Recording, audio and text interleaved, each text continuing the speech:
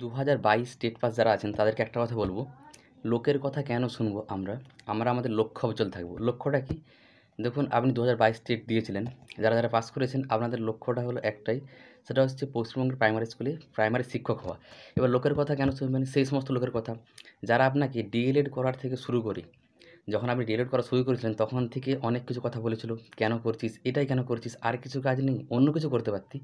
এত টাকা খরচ করে এটা করে কী হবে? সেই ডিএলএড করা থেকে শুরু করে টেট পরীক্ষা দেওয়া, মানে টেট পরীক্ষার সময়, টেট পরীক্ষার পর রেজাল্ট দেওয়ার থেকে শুরু করে, সার্টিফিকেট দেওয়া থেকে শুরু করে প্রত্যেকটা জায়গাতে কিছু না কিছু খুঁত ধরেছিল, বলেছিল, বারবার নিশ্চয়ই বলেছিল যে এটা করে কী হবে? এটা কেন করছিস? অন্য কিছু করতে পারিস। পশ্চিমবঙ্গে ডিএলএড করছিস, পশ্চিমবঙ্গে।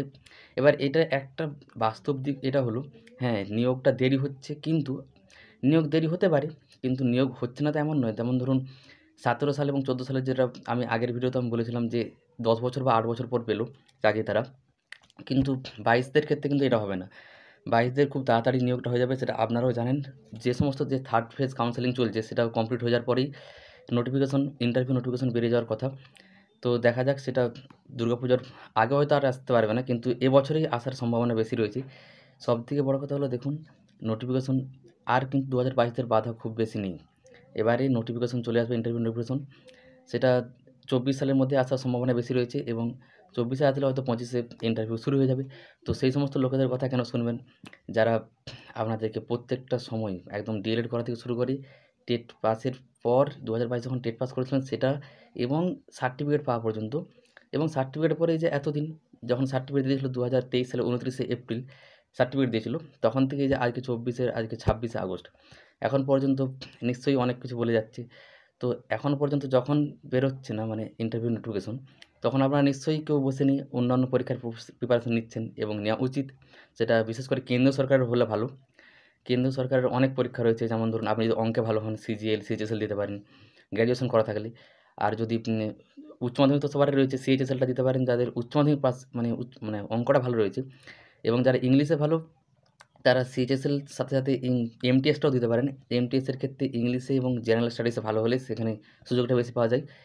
আর যারা গ্র্যাজুয়েশন রয়েছেন, অঙ্ক ইংরেজি দুটাতেই ভালো, তারা সিজিএলটাও দিতে পারেন। এবারে এই পরীক্ষাগুলো দিতে পারেন যতক্ষণ না নোটিফিকেশন বেরোচ্ছে, তার মধ্যে আর কি। কিন্তু সবসময় আপনাদের যে মেন লক্ষ্য সেটাতেই রাখতে হবে। লোকের কথা শুনে সেই লক্ষ্য থেকে সরে গেলে চলবে না, তাহলে কিন্তু আপনাদেরই সমস্যা হবে ভবিষ্যতে। তাই লোকের কথা শুনবেন না। এটা আমি প্রত্যেকটা ভিডিওতেই বলি, নোটিফিকেশন আসবেই। আমাদের 2022-দের কিন্তু সমস্যা খুব বেশি আর নেই, মানে সমস্যা প্রায় অনেকটাই কেটে গেছে। তবুও পর্ষদের কথা বলা যায় না, তারা বারবার যে কোনো একটা অজুহাত দিয়েই দেয় যে এই ব্যাপার, এই সমস্যা রয়েছে, এই সমস্যার জন্য তোমাদের নোটিফিকেশন আসতে পারছে না। তো আপনারা আমাদের প্রস্তুতি চালিয়ে যান। যখন নোটিফিকেশন আসবে। নোটিফিকেশন আসার পর যদি আপনাদের প্রস্তুতি ভালো না থাকে, তখন মানে পরীক্ষাটা দিয়েও, ইন্টারভিউ দিয়েও নাম্বার কম পেয়ে গিয়ে আপনি চাকরিটা পাবেন না, তখন নিজেরাই হতাশাগ্রস্ত হবেন, দুঃখ পাবেন ওই লোকের কথা শোনার ফলে। যারা এখন বলছে যে নোটিফিকেশন ওইসব আসবে না, পরীক্ষা 5 বছর পরে হবে।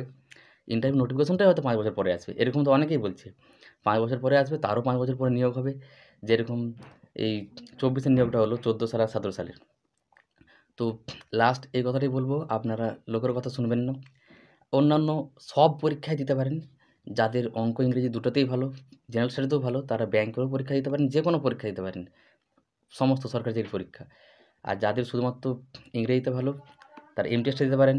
অঙ্ক আর ইংলিশটা ভালো, তারা বাকি পরীক্ষাগুলো দিতে পারেন।